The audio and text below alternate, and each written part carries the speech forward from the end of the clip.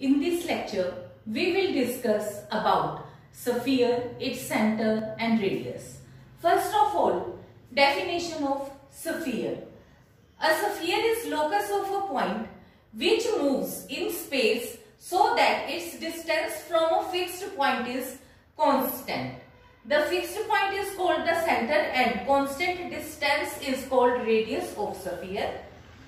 और जनरली हम जो रेडियस है उसको r से रिप्रेजेंट करते हैं और r की वैल्यू हमेशा ग्रेटर देन 0 होती है। नेगेटिव तो रेडियस हो ही नहीं सकता और 0 है तो वो पॉइंट हो जाएगा। तो यहाँ पे देखो जो ये अपने पास है P ये लोकस के ऊपर का, ये एक हमने यहाँ पे सर्कल बनाया है।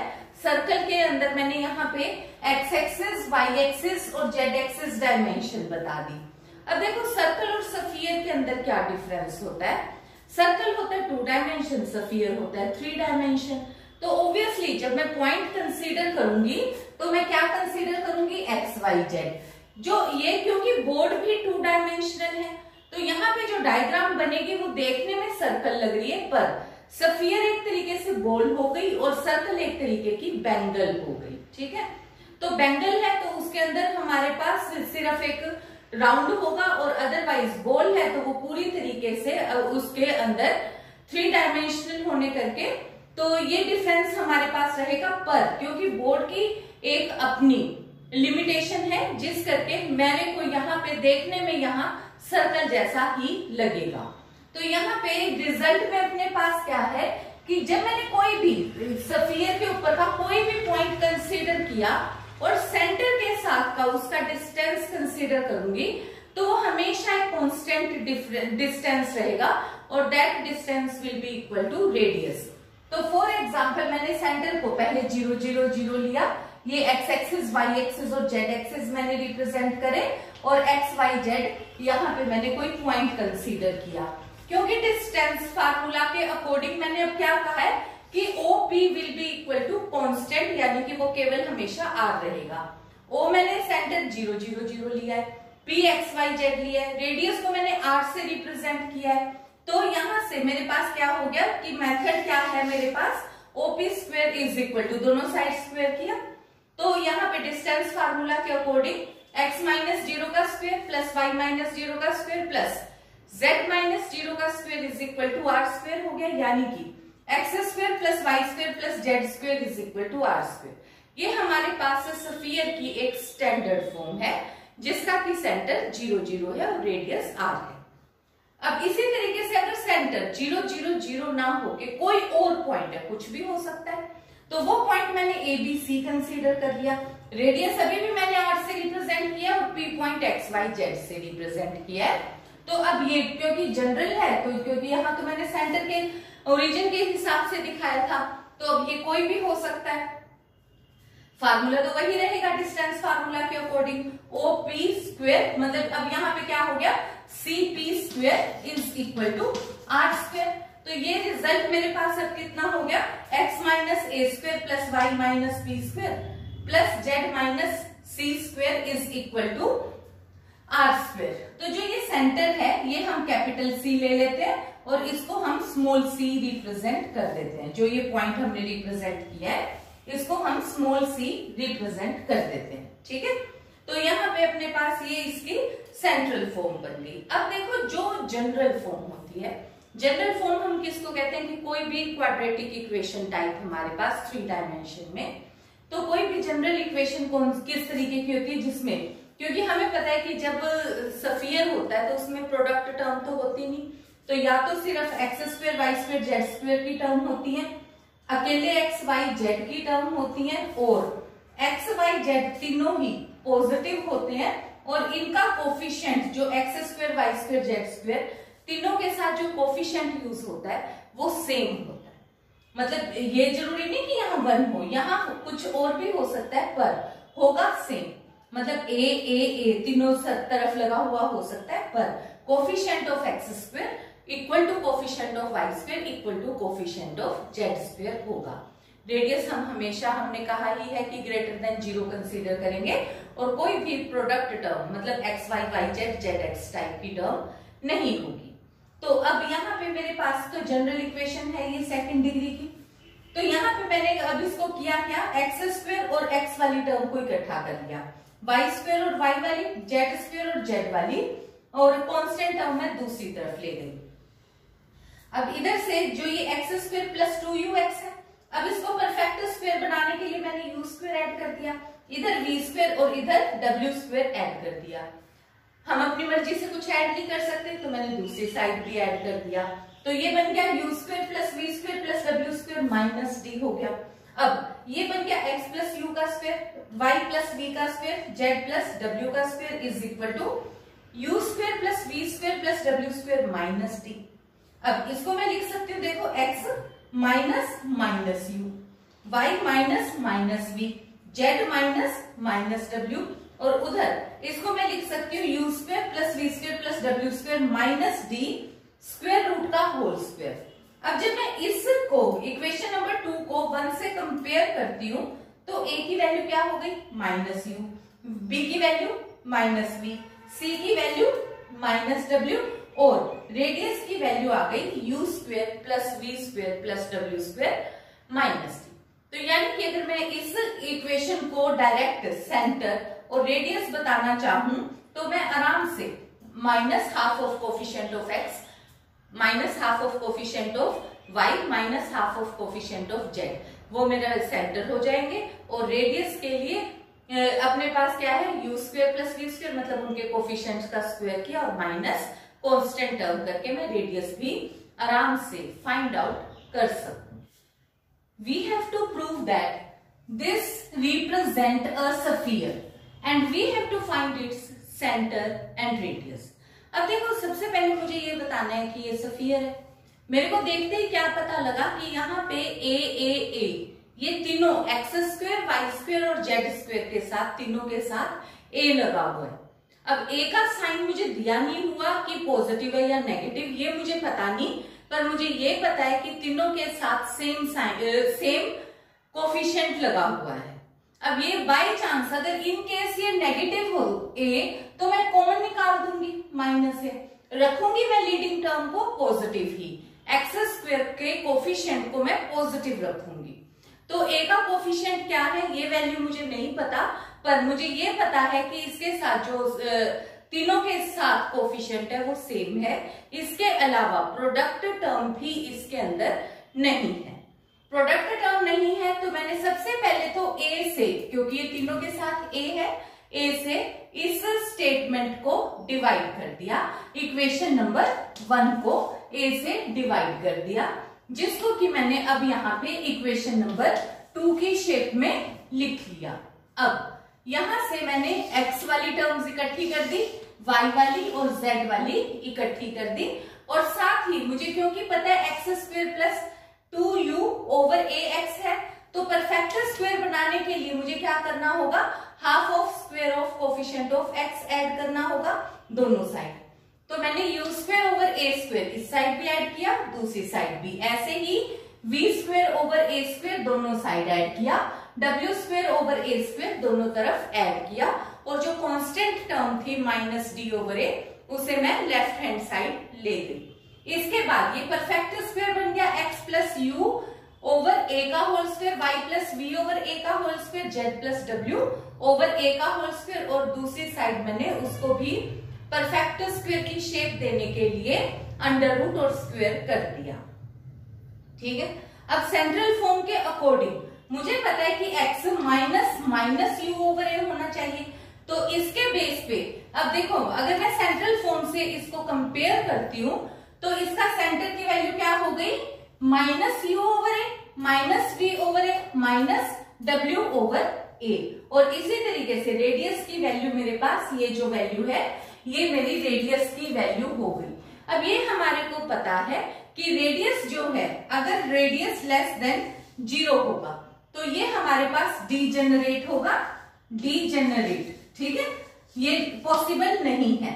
r इज इक्वल टू 0 है तो एम्प्टी सेट, ठीक है, तो ये, और यानी कि r की वैल्यू क्या होनी चाहिए, ग्रेटर देन 0 होनी चाहिए स्फीयर के लिए। तो मैंने अब यहाँ पे ये वाली वैल्यू मैंने क्या कहा है कि should belongs to real positive, क्योंकि अंडर रूट है, अंडर रूट मेरे पास यहाँ पे स्क्वायर रूट भी मुझे फाइंड आउट करना है, तो स्क्वायर रूट मेरे पास कैसा होना चाहिए, ऑब्वियसली अंडर रूट के नीचे कोई भी वैल्यू नेगेटिव नहीं होनी चाहिए। तो क्योंकि u v w a d की वैल्यू मुझे पता नहीं है तो मैंने ये लिख दिया कि इसका सेंटर ये बनेगा, रेडियस ये बनेगा, और ये स्फीयर केवल तब हो सकता है अगर ये वाली वैल्यू जो है ये मेरे पास पॉजिटिव रियल नंबर हो, ठीक है, या मैं ये कह सकती हूँ रियल नंबर ग्रेटर देन 0, ठीक है, दोनों ही एक बात है। We have to find a sphere in which sphere is passing through point 1 minus 1 2 and whose center is given to us.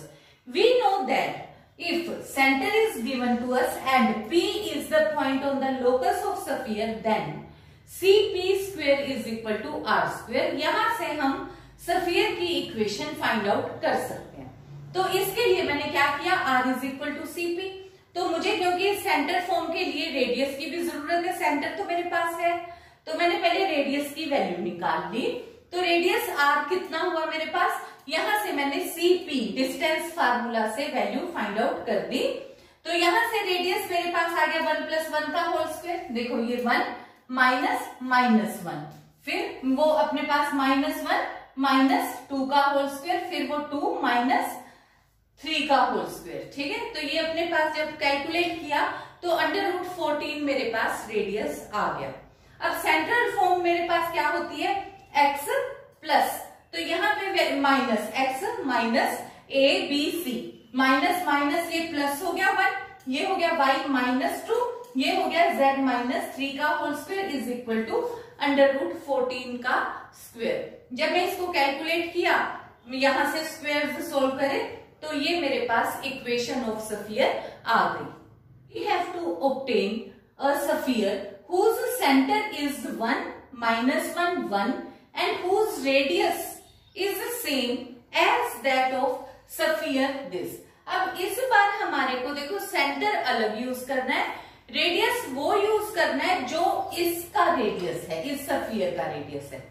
तो सबसे पहले हम क्या करते हैं, जो हमें ये इक्वेशन नंबर 1 दी है इसको पहले 2 से डिवाइड कर लेते हैं। 2 से डिवाइड कर लिया, फिर हमें पता है अब कि सेंटर के पॉइंट्स निकालने का तरीका क्या है, -u -v -w, और उसके लिए हम करते क्या है कि half of coefficient of x, y और z, उसके हिसाब से मेरे पास u की वैल्यू आ गई -1/2, v 1 और w आ गया -3/2। और अगर मेरे को फिर d की वैल्यू भी मैंने निकाल ली -1/2, तो इसका रेडियस, क्योंकि मुझे इस स्फीयर का सिर्फ रेडियस चाहिए, तो रेडियस का फार्मूला क्या है, u² + v² + w² - d²रूट। तो उसके बेस पे जब मैंने u, v, w और d की वैल्यू इसके अंदर सब्स्टिट्यूट करी तो रेडियस की वैल्यू मेरे पास आ गई 2। अब देखो मेरे पास एक स्फीयर बनाना है जिसका सेंटर मुझे ये गिवन है, सेंटर क्या है 1 - 1 और 1, रेडियस मेरे पास आ चुका है कि 2 है। तो इक्वेशन ऑफ स्फीयर क्या होगी, x - 1 का स्क्वायर प्लस y + 1 का होल स्क्वायर प्लस z - 1 का whole square is equal to 2 square. इसको सॉल्व कर लूंगी तो मेरे पास स्फीयर की इक्वेशन आ जाएगी। अब देखो मेरे पास जो नेक्स्ट न्यूमेरिकल है उसमें अब मेरे को क्या कह दिया कि एक स्फीयर दे दिया। अब इसमें मुझे ये वाला स्फीयर दे दिया और कहा कि कंसेंट्रिक विद, कंसेंट्रिक इसी के साथ हो और इसके जो इसका रेडियस है उससे डबल रेडियस का हो, ऐसा स्फीयर फाइंड आउट करना है। कंसेंट्रिक का मतलब क्या हुआ कि एक ऐसा स्फीयर जिसका सेंटर सेम हो। जैसे सपोज मेरे पास अब ये एक स्फीयर दिया हुआ है, तो ये स्फीयर का जितना रेडियस है सेंटर तो यही सेम रहेगा, इससे डबल रेडियस का मुझे अब एक स्फीयर ट्रेस करना है, ठीक है। अब मुझे इस तरीके से ये वाली चीज मुझे बनानी है जिसमें जितना, अगर ये r है तो ये वाली जो लेंथ है ये टोटल हो जाएगी 2r और जो सेंटर है वो सेम ही रहेगा c। तो इसके बेस पे अब मैंने क्या किया, मैंने सबसे पहले इसका सेंटर भी निकाल लिया, इसका रेडियस भी निकाल लिया। सेंटर के लिए u v w निकाल ले, u क्या होगा half of coefficient of x, y और z। तो यहाँ पे अपने पास कितना हुआ, ये अपने पास आ गया -1 -2 और -3, d इज इक्वल टू आ गया -11। सेंटर क्या होता है, सेंटर का point minus u minus v minus डब्ल्यू। तो ये क्या हो गया, +1 +2 +3 सेंटर आ गया।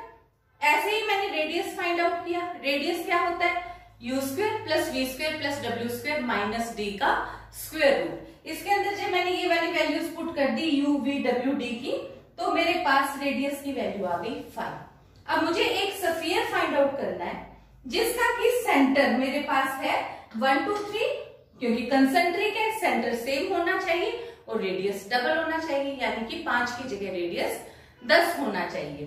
तो 10 पुट कर दिया और ये इक्वेशन ऑफ स्फीयर मेरे पास क्या बन जाएगी, x - 1 का होल स्क्वायर प्लस y - 2 का होल स्क्वायर प्लस z - 3 का whole square is equal to 10 का होल स्क्वायर। इसको मैं सोल्व कर दूंगी तो मेरे पास रिक्वायर्ड स्फीयर की इक्वेशन आ जाएगी। In this numerical we have a point moving so that sum of square of its distances from the 6 faces of a cube is a constant। जो कांस्टेंट है वो पॉजिटिव कांस्टेंट है और हमें show करना है कि जो लोकस है वो स्फीयर है। अब देखो जो 6 फेसेस ऑफ अ क्यूब, ये है क्या, क्यूब क्या चीज है, जैसे हम सपोज कर ले हमारा एक रूम, हमारा रूम की डायमेंशन इस तरीके से होनी चाहिए कि जो सारी साइड्स हैं वो इक्वल हों। क्यूब है तो इसका मतलब है कि जो भी हमारे पास लेंथ, ब्रेड्थ और हाइट है वो इक्वल है, ठीक है। तो सपोज हमारे पास ये एक रूम है जो कि एक क्यूब की तरह है, तो रूम के अंदर हम 6 फेसेस मानकर चलते हैं। एक अपना होता है ये जो आप फर्श कह सकते हैं और ये छत और ये 4 दीवारें, ठीक है। तो जो 4 दीवारें हैं तो हमारे पास जो आमने सामने की दीवार है वो बिल्कुल पैरेलल होंगी। इसी तरीके से छत और फ्लोर ये बिल्कुल पैरेलल होगा। तो ये हमारे पास 6 फेसेस होते हैं और इसके बीच में अगर हम कोई भी एक कॉर्नर देख लें, चाहे अपवर्ड साइड से देख लें चाहे डाउनवर्ड साइड से, अगर तुम किसी भी रूम के अंदर मेजरमेंट की तरफ ध्यान दोगे तो वहां पे हर कॉर्नर में 3 लाइंस एक दूसरे के ऊपर परपेंडिकुलर होंगी। तो जैसे ये वाली परपेंडिकुलर, ये परपेंडिकुलर, ये परपेंडिकुलर, ऐसे ही हर जगह पे ये परपेंडिकुलर, ये परपेंडिकुलर, ठीक है। ऐसे किसी भी कॉर्नर में तुम रूम के अंदर देखोगे, क्योंकि ये 3 डायमेंशनल डायग्राम 2 डायमेंशन बोर्ड पे बनानी मुश्किल है, पर तुम अपने ही रूम में जहां तुम बैठे हो उसको ऑब्जर्व करो, हर कॉर्नर, ठीक है, 1 2 3 4 और 4 8 तुम्हारे कॉर्नर होंगे। 8 के 8 जगह पे 3 लाइंस परपेंडिकुलर होंगी। अब रूम का सेंटर देख लो, देखो रूम का मेजरमेंट अलग होता है, पर क्यूब में हमने हर हाइट इक्वल ली है, लेंथ, हाइट और ब्रेड्थ तीनों चीज बिल्कुल सेम ली है और हमने इसको कंसीडर किया है 2a। तो इसमें हमने सेंटर रूम का मिड पॉइंट, मतलब जो हर तरफ से 6 फेसेस हो गए रूम के 6 फेसेस के साथ इक्वल डिस्टेंस पे हो, यानी कि 2a का अगर मैंने एक लेंथ कंसीडर करी है तो वो a के डिस्टेंस पे है, तो लेंथ से भी a के डिस्टेंस पे, ब्रेड्थ से भी और हाइट से भी a के डिस्टेंस पे, ऐसा पॉइंट मैंने एक सेंटर कंसीडर कर लिया। अब सपोज मैं सेंटर से एक मतलब एक क्यूब के अंदर एक बॉल डाल दूं, एक डब्बा ले लूं मैं कार्ड, जैसे अगर हम कोई कार्डबोर्ड का एक गत्ता मतलब डब्बा ले लेते हैं, कंटेनर ले लेते हैं, उसके अंदर हम बॉल फिक्स कर दें, बॉल इस तरीके से कि वो उसको पूरे तरीके से कवर ही करे, तो यानी कि 6 फेसेस उस बॉल को टच कर रहे हैं कंटेनर के, तो वो हमारे पास इस तरीके से आएगा। सेंटर मैंने क्यूब का ओरिजिन ले लिया, 3 म्यूचुअली परपेंडिकुलर लाइंस को मैं वहां से किसी को भी x axis, y axis, z axis consider कर सकती हूँ। तो यहाँ पे through centre parallel to the axes as the axis, so the 6 faces are parallel to coordinate plane. अब देखो जो ये 6 फेसेस हैं, एक ये प्लेन और एक ये प्लेन, एक ये और एक ये और एक ये हमारे पास ये वाला और एक ये बैक साइड वाला, ये 6 फेसेस हो गए। और जो भी मेरे पास अब रिजल्ट है, एच मैंने 2a का कंसीडर कर लिया, तो 6 फेसेस कौन कौन से हो गए, क्योंकि मैंने सेंटर रूम के मिड में कहीं पे कंसीडर किया है। अदरवाइज तो मैं इसको एक्स एक्सिस, इसको वाई एक्सिस और इसको जेड दिखा सकती थी, पर मैंने क्योंकि सेंटर में कहीं पे, यहाँ पे कहीं पे रूम के अंदर के सेंटर में एक्सिस को कंसीडर किया है, तो इस करके मैं नहीं दिखा सकती। ऐसे ही मैं बॉल को नहीं रिप्रेजेंट कर पा रही कि बॉल को मैं तुम्हारे को ऐसे कैसे शो करूं कि भी इस तरीके से बॉल कि हर फेस के साथ इक्वल डिस्टेंस के ऊपर ही जा रही है। तो यहां से मैंने फेसेस लिख लिए। एक फेस हुआ मेरे पास, क्योंकि जैसे रूम के अंदर मिड में से मैंने एक साइड मैंने पॉजिटिव कंसीडर किया तो दूसरी तरफ नेगेटिव, तो x is equal to a, x is equal to minus a, क्योंकि फेस हो गए ये मेरे पास। इसी तरीके से y is equal to a, y is equal to minus a, z is equal to a, z is equal to minus a। ये मेरे पास इसके 6 फेसेस ऑफ रूम हो गए। अब इसके बेस पे मेरे पास यहां से अगर मैं इसको लूं तो x minus a is equal to 0, x plus a, y minus a, y plus a, ऐसे करके मैंने 6 फेसेस ले लिए। फिर इनका डिस्टेंस, तो क्वेश्चन में क्या है, moving so that square of it's distances. अब स्क्वायर ऑफ इट्स डिस्टेंसेस में के अकॉर्डिंग मैंने डिस्टेंस फार्मूला के अकॉर्डिंग, अब जो पॉइंट है तो वो परपेंडिकुलर डिस्टेंस, क्योंकि रेडियस तो मेरे पास इसी तरीके से जाता है कि अगर मैं किसी भी फेस के साथ उसको मिला लूं तो वो जो फेस को जो टच कर रहा है वो उसके ऊपर परपेंडिकुलर डिस्टेंस होगा, और परपेंडिकुलर के अकॉर्डिंग x1 माइनस a, अब यहाँ पे over a square plus b square plus c square, यहाँ y और z है नहीं तो यहाँ पे क्या होगा, ओनली 1 का स्क्वायर। इसी तरीके से यहाँ पे भी 1 का स्क्वायर, यहाँ x और z नहीं है, केवल y वाला कोफिशिएंट है तो b स्क्वायर, ये भी b स्क्वायर हो गया, और ये इसी तरीके से ये c स्क्वायर और c स्क्वायर का अंडर रूट हो गया। तो डिस्टेंस जब मैंने स्क्वायर का, ठीक है, सेंटर के पॉइंट से डिस्टेंसेस कंसीडर करें तो ये मेरे पास कितना हो गया, x1 माइनस a ओवर 1 का होल स्क्वायर, ये रिजल्ट। अब इक्वल टू मुझे एक पॉजिटिव कांस्टेंट दिया हुआ है, अब मेरी मर्जी थी तो मैं उसको कितना कंसीडर करूं। मैंने 6 के स्क्वायर इस वजह से कंसीडर कर लिया क्योंकि मुझे पता है 6 फेसेस हैं और 6 टाइम a स्क्वायर आएगा। ये कोई कारण नहीं है, तुम जो मर्जी चाहो इसकी जगह पे सिंपल c भी यूज कर सकते हो, कुछ भी यूज कर सकते हो, पर हमने 6 के स्क्वायर वैसे ही कंसीडर कर लिया। अब इसका हमने स्क्वायर सोल्व किया तो यहाँ पे plus 2ax minus 2x 2ay ये और ये z 2az माइनस 2az ये कट गए। अब यहाँ से x1 square 2 x1 square 2 y1 square 2 z1 square plus 1 2 3 ऐसे करके 6 अपने पास a स्क्वायर आ गया is equal to 6k square. Constant एक साइड ले गए, 2 डिवाइड कर दिया तो ये हो गया 3k square minus a square. और जब हम लास्ट में लोकस लेते हैं तो p, क्योंकि हमारे पास क्या था कि a point moves so that कि पॉइंट मूविंग है और उसका distance sum of square of its distance from 6 faces of a cube is constant. तो इस तरीके से मूव कर रहा है कि वो जो 6 फेसेस ऑफ क्यूब है उनके साथ वो कांस्टेंट में जा रहा है। और फिर हमें बताना था कि लोकस इज स्फीयर है, तो इसके करके मैंने अब यहां से क्या वैल्यू कंसीडर कर ली कि जो P पॉइंट है x1 y1 z1 से 6 फेसेस का, तो x की जगह x1 पुट किया पहले फेस में x1 y1 z1, इसमें भी तो डिस्टेंस फार्मूला के अकॉर्डिंग जो हम परपेंडिकुलर डिस्टेंस यूज करते हैं तो उसके अकॉर्डिंग मैंने रिजल्ट ले लिया। अब लोकस लेना है, लोकस के टाइम पे P x1 y1 z1, तो जहां कहीं पे भी x1 y1 z1 है उसकी जगह मैं x y z पुट कर दूंगी और जो मेरे पास आंसर आया वो किस तरीके का आ गया, x square plus y square plus z square is equal to r square type का आ गया। तो मुझे पता है coefficient of x square y square z square same है और यहाँ पे कोई भी प्रोडक्ट टर्म नहीं है, तो ये क्या बन गया, ये इक्वेशन ऑफ स्फीयर बन गया। So that is all about today's lecture. Thank you.